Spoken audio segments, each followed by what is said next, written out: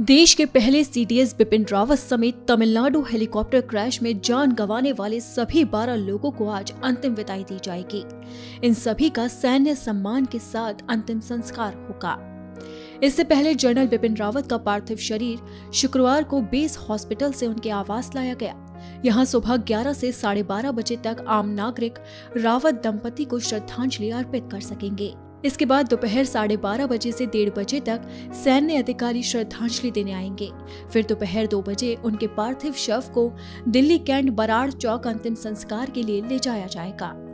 आपको बता दें कि तमिलनाडु के कुन्नूर में बुधवार यानी कि 8 दिसंबर की दोपहर हेलीकॉप्टर क्रैश हो गया था। इस हेलीकॉप्टर में उस वक्त देश के पहले सीडीएस बिपिन रावत अपनी पत्नी के साथ सवार थे।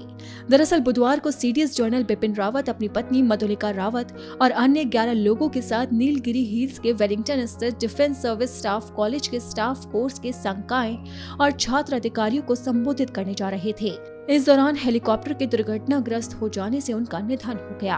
वहीं कल यानी गुरुवार को बिपिन रावत और उनकी पत्नी के पार्थिव शरीर को मिलिट्री विमान से दिल्ली लाया गया था। जब देश के पहले सीडीएस बिपिन रावत का शव तिरंगे में लिपटे हुए राजधानी दिल्ली पहुंचा तो माहौल गमगीन था। हर कोई देश के सबसे बड़े सैन्य अफसर को खो देने का गम मना रहा था।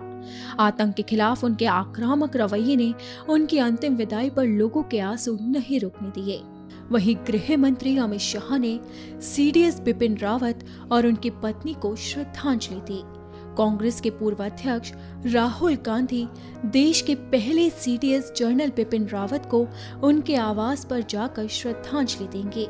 इसी के साथ ही उत्तराखंड के मुख्यमंत्री पुष्कर सिंह धामी, कांग्रेस नेता हरीश रावत ने भी जनरल बिपिन रावत को श्रद्धांजलि दी। इस दौरान उन्होंने कहा कि हमने देश का वीर सपूत खो दिया। कल पालम हवाई अड्डे पर सीडीएस जनरल बिपिन रावत, उनकी पत्नी मधुलिका रावत, ब्रिगेडियर एल.एस. लिद्दर और 10 अन्य सुरक्षा कर्मियों को श्रद्धांजलि देने प्रधानमंत्री नरेंद्र मोदी और कई देश के शीर्ष सैन्य अधिकारी पहुंचे, जिन्होंने यहां दिवंगतों को श्रद्धांजलि अर्पित की। वहीं देश के पहले सीडीएस रावत को अंतिम श्रद्धांजलि देने के बाद पीएम मोदी ने कहा कि जनरल बिपिन रावत, उनकी पत्नी और सशस्त्र बलों के अन्य कर्मियों को श्रद्धांजलि। भारत उनके समृद्ध योगदान को कभी नहीं भूलेगा। Chief of defence staff general Bipin Rawat और उनकी पत्नी समेत 13 लोगों की मौत की वजह बने सेना के दुर्घटना हेलीकॉप्टर का ब्लैक बॉक्स बरामद कर लिया गया है। सेना ने जानकारी दी है कि दुर्घटना में बुरी तरह जलने के कारण शवों की पहचान के लिए डीएनए जांच कराई जा रही है। अब तक सिर्फ 3 शवों की ही पहचान हो पाई, जिनमें जनरल बिपिन रावत, उनकी पत्नी मधुलिका रावत और ब्रिगेडियर एल.एस. लिद्दर शामिल है।